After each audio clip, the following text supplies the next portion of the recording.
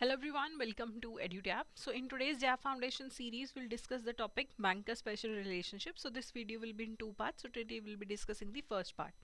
तो सबसे पहले बैंक और कस्टमर के स्पेशल रिलेशनशिप्स में से सबसे पहले है मैंडेट. तो मैंडेट एक अथॉरिटी है जब आप एक किसी थर्ड पर्सन को ये पावर देते हो कि वो आपके बिहाफ पे कोई एक्ट कर सके. अगर आप मान लीजिए 6 महीने के लिए आउट ऑफ कंट्री जा रहे हैं, you will not be available to do the banking transactions, तो आप किसी को मैंडेट दे के जा सकते हो, मैंडेटी बना के जा सकते हो, मैंडेट होल्डर बना के जा सकते हो कि आपकी एब्सेंस में वो आपकी तरफ से कुछ सर्टेन एक्ट्स कर पाएगा.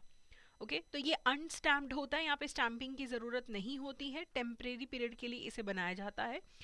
अगर ए ने बी को मैंडेट दिया कि मैं बाहर जा रहा हूँ, तुम मेरी तरफ से ट्रांजेक्शन्स कर लेना, तो अगर ए की डेथ हो जाती है या ए इंसेंट डिक्लेयर हो जाता है या ए इंसॉल्वेंट हो जाता है, तो फिर ये जो मैंडेट का पावर है ये वहीं पे ख़त्म हो जाता है, ये कॉन्ट्रैक्ट वहीं पे ख़त्म हो जाता है. वैसे भी ए कभी भी चाहे, अगर उसने 6 महीने के लिए अगर मैंडेट दिया था लेकिन वो 3 महीने के बाद ही इस पावर को विड्रॉ करना चाहता है, बी से पावर लेना चाहता है, तो वो ले सकता है. तो मैंडेट फॉर्म आप बैंक से लेके अपनी पावर किसी और को टेम्परेरी पीरियड के लिए ट्रांसफ़र कर सकते हैं. चाहे आपका पार्टनरशिप फर्म है तो सारे पार्टनर्स मिलके मैंडेट ट्रांसफ़र करते हैं. जॉइंट अकाउंट है तो सारे जो होल्डर्स हैं वो मिलके मैंडेट ट्रांसफ़र करते हैं. इंडिविजुअल्स कर सकते हैं. जो बड़े बड़े इंस्टीट्यूशंस हैं, कंपनीज हैं, ये मैंडेट के थ्रू पावर नहीं ट्रांसफ़र करते हैं, इन्हें पावर ऑफ अटर्नी के थ्रू ही पावर ट्रांसफ़र करना पड़ता है. अब जो मैंडेट होल्डर है उसके पास पावर क्या होती है और लिमिटेशंस क्या है. तो अगर ए ने बी को मैंडेट दिया है तो बी को अलग से एक चेकबुक दी जाएगी, अलग से एक एटीएम कार्ड दिया जाएगा ताकि ट्रांजेक्शन्स का रिकॉर्ड रखा जा सके, कौन सी किसने ट्रांजेक्शन करी है.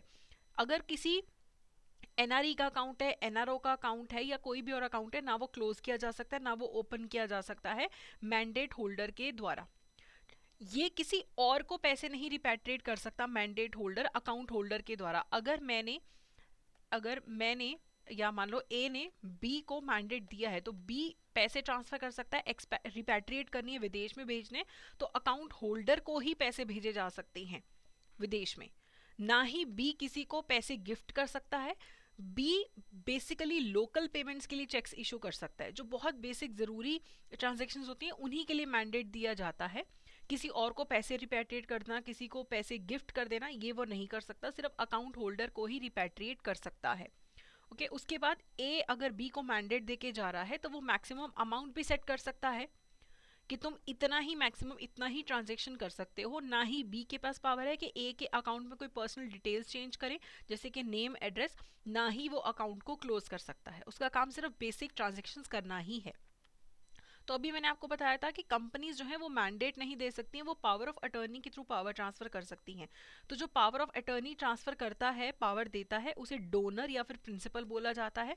जिसे पावर दी जाती है वो डोनी या फिर एजेंट होता है. तो जो कॉन्ट्रैक्ट ऑफ एजेंसी होता है उसमें भी पावर ऑफ अटर्नी के थ्रू ही बेसिकली पावर को ट्रांसफ़र किया जाता है. जब आप किसी स्पेसिफिक पर्पस के लिए पावर ऑफ अटर्नी देते हैं, यानी कि मैंने किसी को बोला कि आप मेरा लैंड सेल करवा दो, तो आपके पास पूरा पावर है, तो वो स्पेसिफिक या लिमिटेड पावर ऑफ अटर्नी है. किसी स्पेसिफिक पर्पस या सिंगल ट्रांजेक्शन्स के लिए पावर ऑफ अटर्नी देते हो. लेकिन अगर आप ओवरऑल एक्सटेंसिव पावर्स दे के पावर ऑफ अटर्नी देते हो तो उसे जनरल या यूनिवर्सल पावर ऑफ अटर्नी बोला जाता है. ठीक है. उसके बाद एक राइट आता है बैंक का, बैंकर्स लियन का. Bankers lien right to retain possession होता है. ये पावर बैंकर्स के पास होती है, बैंक के पास होती है कि अगर कोई पर्सन अपना डेट नहीं पे करता तो उसकी जो गुड्स एंड सिक्योरिटीज जो बैंक के पास ऑर्डिनरी कोर्स ऑफ बिजनेस में आई हैं उन्हें वो रिटेन कर सकें.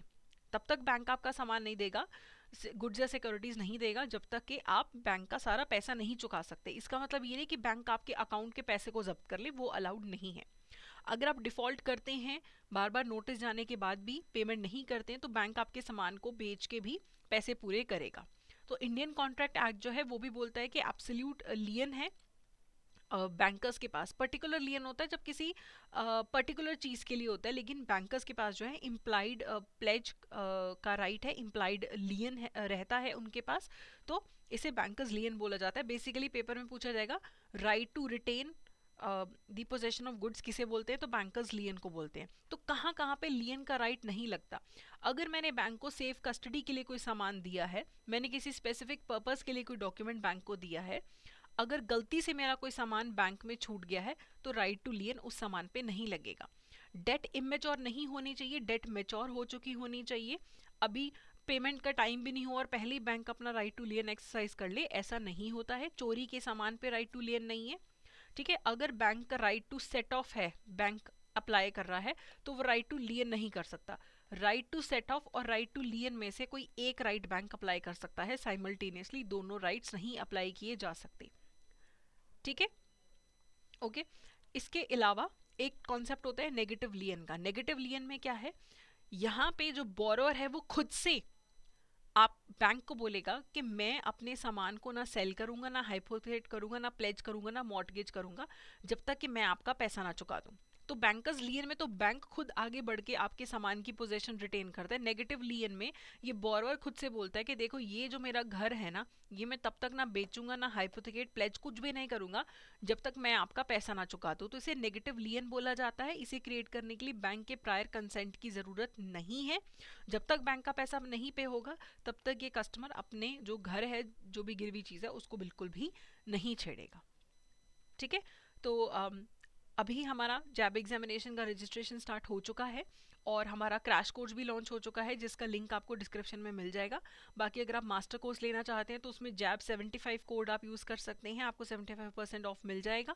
इसमें live classes, recorded classes, short notes, full length test सब कुछ आपको अवेलेबल होगा इस मास्टर कोर्स के अंदर। तो अगर आप एनरोल करना चाहते हैं तो आप कर सकते हैं। अगर आपको लगता है सेल्फ स्टडी करनी है तो आप टेलीग्राम और यूट्यूब पे हमारे फ्री कंटेंट को भी फॉलो कर सकती हैं। कोई आपको इशू है तो आप hello@edutab.co.in पे हमें मेल भी कर सकती हैं। So that's it for today, thank you so much.